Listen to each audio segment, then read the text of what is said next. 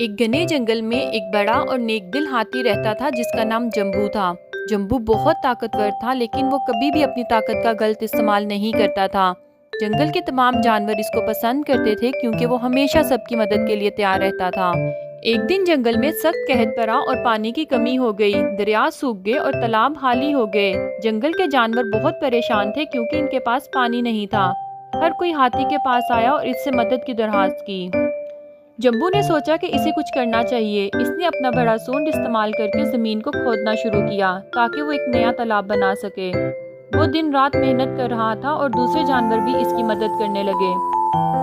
2 دن کی محنت کے بعد ایک نیا تالاب بن گیا اور بارش کا پانی اس میں بھر گیا۔ اب جنگل کے تمام جانور خوش تھے کیونکہ انہیں پانی مل گیا تھا۔ ان سب نے مل کر ہاتھی کا شکریہ ادا کیا۔ کچھ دن بعد ایک شکاری جنگل میں آیا۔ اس نے اپنا جال بچھا دیا تاکہ وہ جمبو کو پکڑ سکے۔ جمبو جب پانی پینے کے لیے تالاب کی طرف گیا تو وہ جال میں پھنس گیا۔ اس نے زور لگا کر آزاد ہونے کی کوشش کی لیکن جال بہت مضبوط تھا۔ یہ دیکھ کر دوسرے جانور فوراً حرکت میں آئے۔ پرندوں نے جال کو اپنی چونچوں سے کاٹنا شروع کیا، ہرنوں نے جال کو کھینچنے کی کوشش کی اور بندر درختوں سے چھلانگ لگا کر جال کو ڈھیلا کرنے لگے۔ آخرکار سب کی محنت سے جمبو آزاد ہو گیا۔ ہاتھی نے اپنے دوستوں کا شکریہ ادا کیا اور کہا، آج میں نے سیکھا ہے جو دوسروں کی مدد کرتا ہے وہی اصل میں سب سے بڑا انعام پاتا ہے۔ یہ کہانی ہمیں سکھاتی ہے کہ دوستی اور محبت کا انعام ہمیشہ ملتا ہے اور جو دوسروں کی مدد کرتا ہے وہ کبھی اکیلا نہیں رہتا۔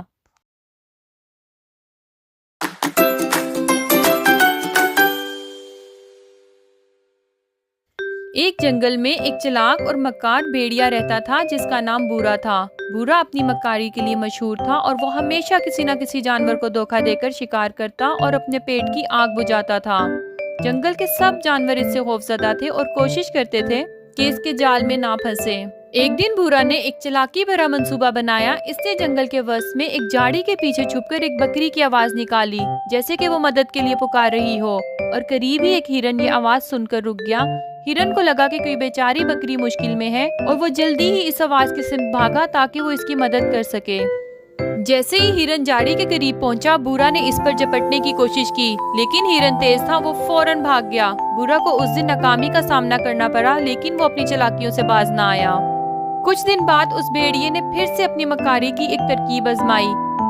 اس بار اس نے خرگوش کو دھوکہ دینے کی کوشش کی۔ وہ خرگوش کی طرح چھلانگیں لگا کر جنگل میں گھوم رہا تھا تاکہ خرگوشوں کو اپنی طرف کھینچ سکے۔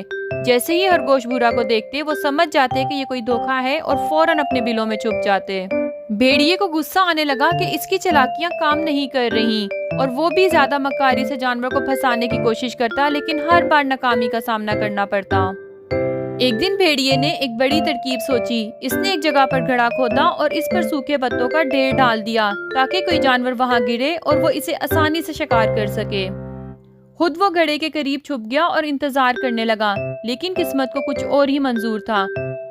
جب بھیڑیا خود گھڑے کے قریب چلا، وہ دھوکہ کھا گیا اور خود ہی اس میں گر گیا۔ اب وہ اس گھڑے میں بری طرح پھنس چکا تھا اور باہر نکلنے کا کوئی راستہ نہیں تھا۔ جنگل کے جانوروں کو جب یہ خبر ملی کہ چلاک بھیڑیا اپنے ہی جال میں پھنس گیا ہے تو سب نے سکون کا سانس لیا۔ بورا نے سوچا کہ اس کی مکاری اور دھوکہ دہی نے کس طرح اسے مشکل میں ڈال دیا ہے۔ اس کہانی سے ہمیں سبق ملتا ہے، دھوکہ دہی اور مکاری کا انجام ہمیشہ برا ہوتا ہے۔ سچائی اور ایمانداری ہی زندگی میں کامیابی کی راہ دکھاتی ہے۔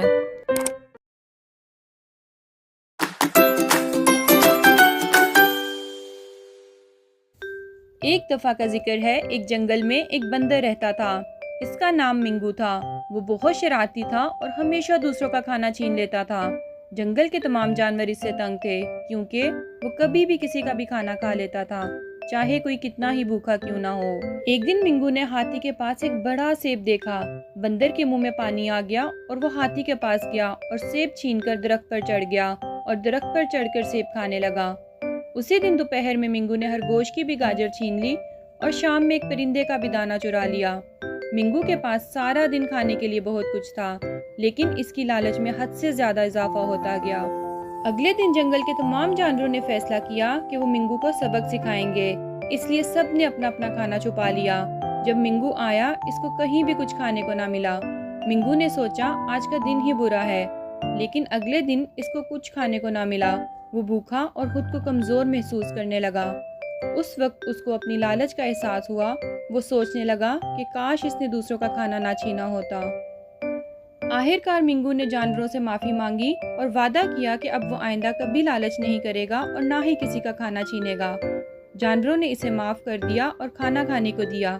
منگو خوش ہو کر کھانا کھایا اور ہمیشہ کے لیے لالچ سے توبہ کر لی۔ اس کہانی سے ہمیں سبق ملتا ہے، جو دوسروں کا حق چھینتا ہے آخر وہ خود ہی نقصان پاتا ہے۔